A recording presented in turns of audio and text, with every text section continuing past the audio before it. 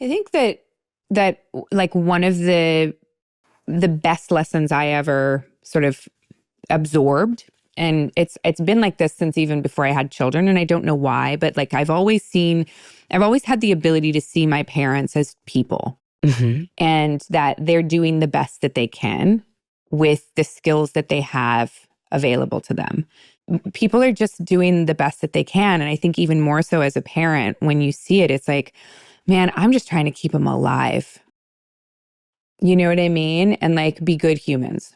And it changes your perspective on, it totally changed my perspective on what my parents did. Because we had 6 kids, 8 people in a technically 2-bedroom house. No, 3-bedroom house. Wow. That's a lot of people in any house. 1 shower.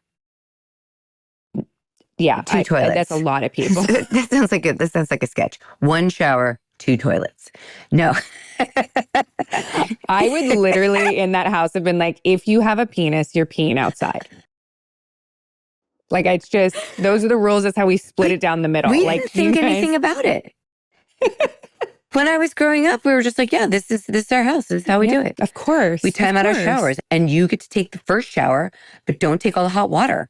And we would come in and be like, don't take the hot water. Crazy. And it was survival. Survival. Yeah. And my parents. But it absolutely formed, who you are. And like, it's your ability to see humor in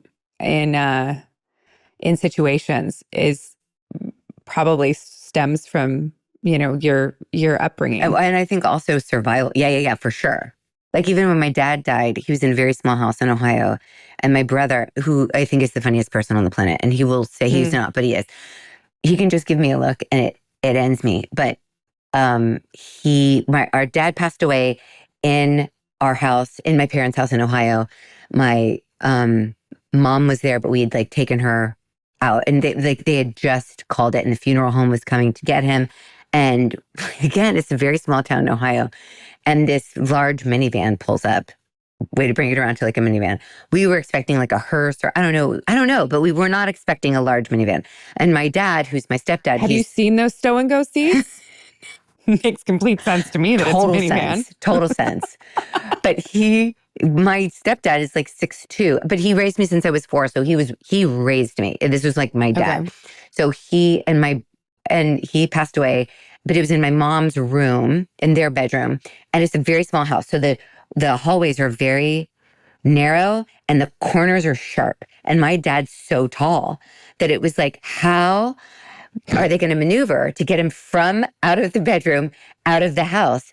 And my brother and I see the 2 men that walk up from the minivan, the large minivan, which we were already like in like, oh no. And then they walk up, but it's a little guy as tall as me, if not shorter, and a very tall guy. And Jack and I started to go right away because we were like, how are they going to get my dad? And my dad was, like I said, like almost 6'4", lean, especially at this time he was lean, but he was like... Well, even just the height differences. How are they going to carry the gurney? I don't know. Well, they bring in the stretcher and then they realize the stretcher won't go through the corners. And so then they're like, okay, we're just going to have to carry him out. And my brother and I we look at each other and then we know we should not be laughing, which makes us laugh even harder. And my ex-husband, God love him, he goes in with the 2 caretakers that are little guy and big guy. And the big guy has like the body of my dad and the little guy has the feet. And it starts to accordion. Like he starts to accordion. My brother. No. It's amazing. My brother dives in like he's like, stealing second. And he dives in and gets my dad's bottom, like his middle area, and pushes up. And I'm standing outside. I see all of this and I walk through, and my sweet ex-husband at that time, my husband at the time, and he's so sweet. He comes out just bawling, like he's bawling.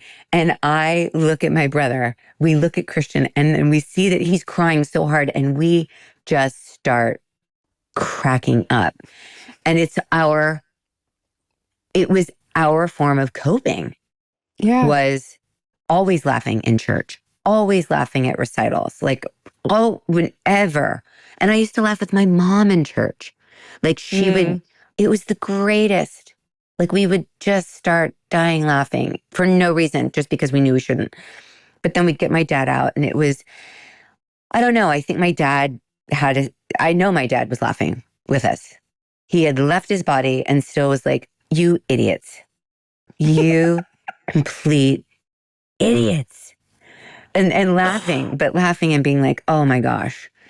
And I'm just glad my mom didn't see it. Like we moved my mom to the backyard, but it was, Yeah. So to make that incredibly long story, laughter was a complete self-defense and survival mechanism. Thank God, you know.